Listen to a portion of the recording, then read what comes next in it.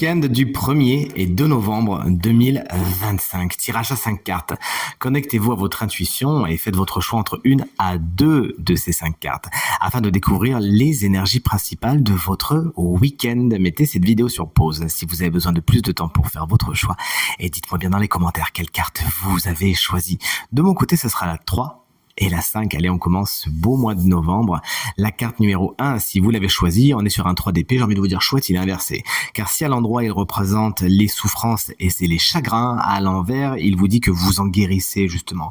Vous trouvez une solution à le temps de la guérison est arrivé, vous mettez derrière en prenant les leçons que vous avez à apprendre, en cumulant l'expérience que vous avez accumulée et en faisant acte de résilience.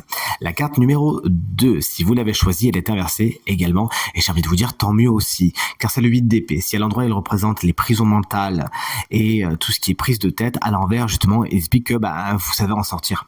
Vous sortez de cette prison mentale que vous avez certainement vous-même fabriquée.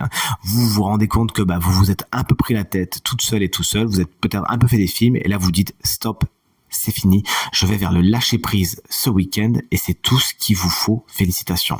La carte numéro 3, c'est tout comment vous l'avez choisi, on est encore sur une carte inversée. C'est la carte de la Lune. Alors attention, car lorsque la carte de la Lune est inversée, elle vous explique que vous pourriez être coupé de toute rationalité, coupé de votre intuition, coupé de votre empathie. Ça peut vous faire voir les choses telles qu'elles ne sont pas. Justement, on n'est plus sur une énergie 8 d'épée. Donc attention, les choses peuvent être un peu déformées. Vous pourriez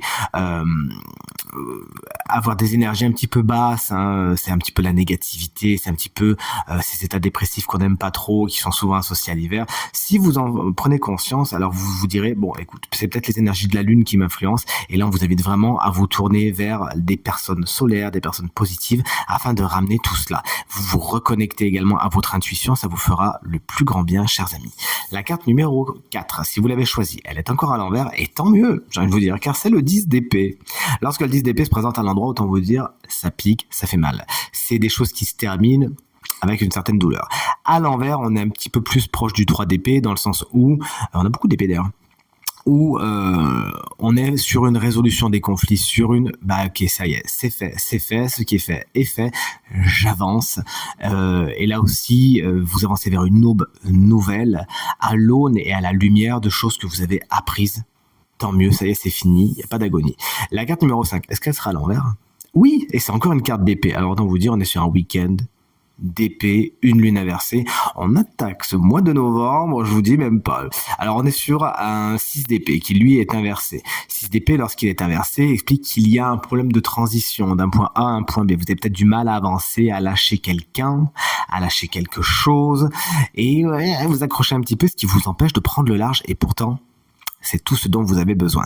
Un déplacement tout à fait concret peut également être un peu problématique ce week-end. Vous deviez aller, vous y allez pas, ou alors sur le chemin, il y a quelque chose qui se passe pas comme prévu.